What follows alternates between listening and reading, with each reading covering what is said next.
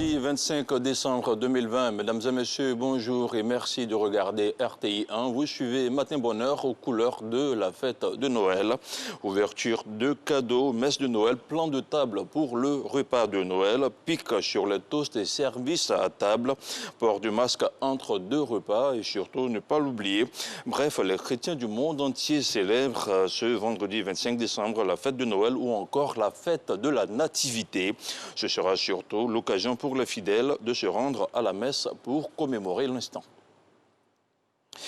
L'objectif du gouvernement ivoirien est de créer 2 millions d'emplois d'ici à 2025 et pour atteindre ce gap, l'agence Emploi Jeunes vient de dévoiler le plan stratégique d'insertion professionnelle des jeunes.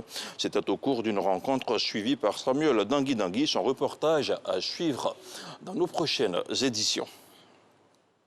Autre chose à présent, l'opération de basculement de numéros mobiles et fixes de 8 à 10 chiffres à partir du 31 janvier 2021 à minuit. Au nom du gouvernement, le ministre Mamadou Sanogo a situé les enjeux de l'opération pour la Côte d'Ivoire. En reportage, on regarde le reportage de Cheikh Aboubakar Koné. Dans moins de 40 jours, le paysage de la téléphonie en Côte d'Ivoire va connaître un bouleversement. La numérotation passera de 8 à 10 chiffres, et ce, 20 ans après le passage de 6 à 8 chiffres. La capacité planifiée en termes de numéros était de 49 millions en 2000, il y a 20 ans. Donc, les décideurs de la RTCI s'étaient projetés en se disant qu'avec 49 millions de numéros potentiels, on devait être capable, au niveau du ministère de l'économie numérique, de satisfaire la demande. Déjà en août 2015, donc déjà il y a 5 ans, que nous avons, au niveau du ministère de l'économie numérique, ressenti les difficultés de la disponibilité des numéros.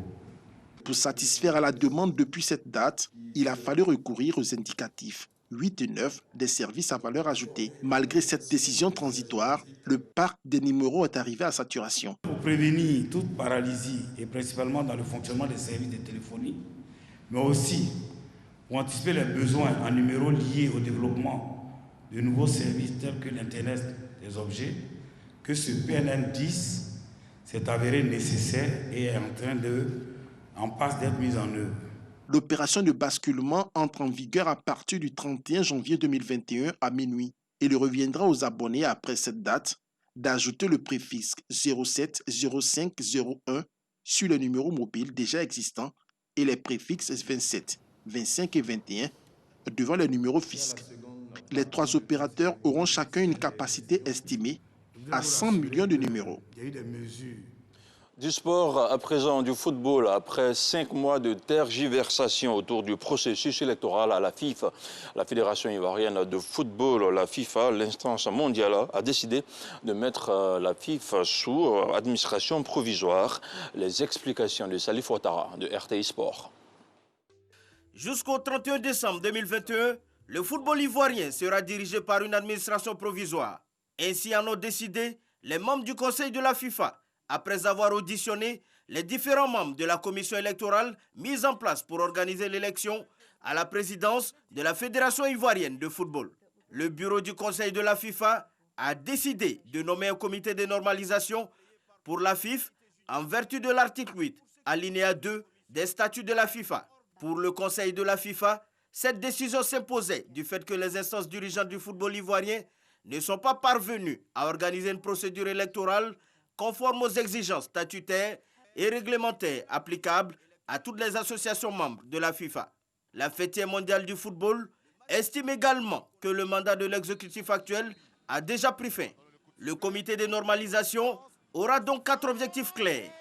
Gérer les affaires courantes de la FIFA, réviser en assemblée générale les statuts et le code électoral de la FIFA, réviser les statuts de certains groupements d'intérêts et en dernier point, agir en qualité de commission électorale pour l'organisation de l'élection d'un nouveau comité exécutif de la FIFA sur la base des statuts et du code électoral révisé. Et on continue à parler de football au lendemain d'une large victoire contre Strasbourg, 4-0. L'entraîneur allemand du PSG a été remercié par le club de la capitale française à 6 mois du terme de son contrat. Ces derniers temps, les relations entre Thomas Tuchel et son club étaient tendues.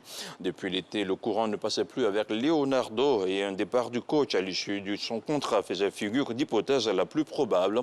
Il devrait être remplacé par Mauricio Pochettino, ancien joueur du PSG et ex-entraîneur de Tottenham.